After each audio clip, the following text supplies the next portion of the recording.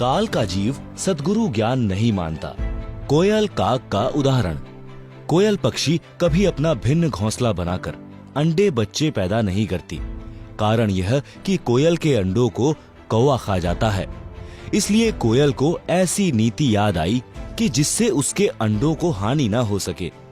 कोयल जब अंडे उत्पन्न करती है तो वह ध्यान रखती है कि कहां पर कौवी यानी फीमेल क्रो ने अपने घोंसले में अंडे उत्पन्न कर रखे हैं।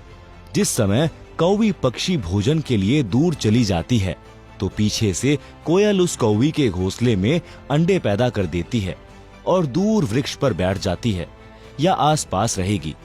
जिस समय कौवी घोंसले में आती है तो वह 2 के स्थान पर 4 अंडे देखती है। वह नहीं पहचान पाती कि तेरे अंडे कौन से हैं, अन्य के कौन से हैं। इसलिए वह चारों अंडों को पोषण करके बच्चे निकाल देती है।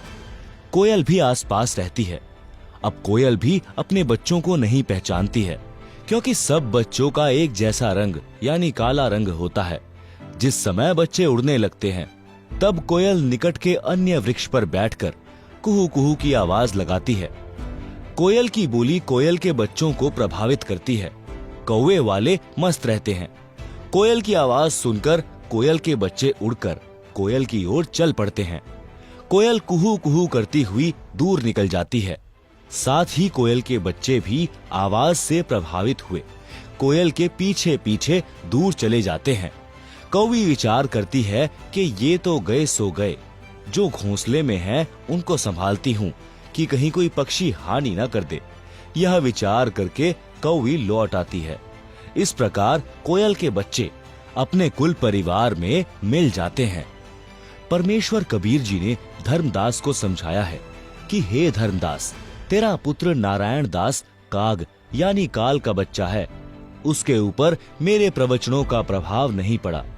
आप दयाल यानी करुणामय सत्पुरुष के अंश हो। आपके ऊपर मेरी प्रत्येक वाणी का प्रभाव हुआ और आप खींचे चले आए। काल के अंश नारायण दास पर कोई असर नहीं हुआ। यही कहानी प्रत्येक परिवार में घटित होती है।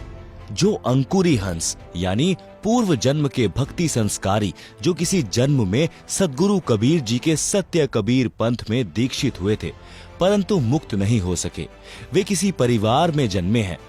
सतगुरु की कबीर जी की वाणी सुनते ही तड़फ जाते हैं। आकर्षित होकर दीक्षा प्राप्त करके शिष्य बनकर अपना कल्याण कराते हैं। उसी परिवार में कुछ ऐसे भी होते हैं जो बिल्कुल नहीं मानते। अन्य जो दीक्षित सदस्य हैं उनका भी विरोध तथा मजाक करते हैं। वे काल के अंश हैं। वे भी नारायण दास की तरह काल के दूतों द्वारा प्रचलित साधना ही करते हैं।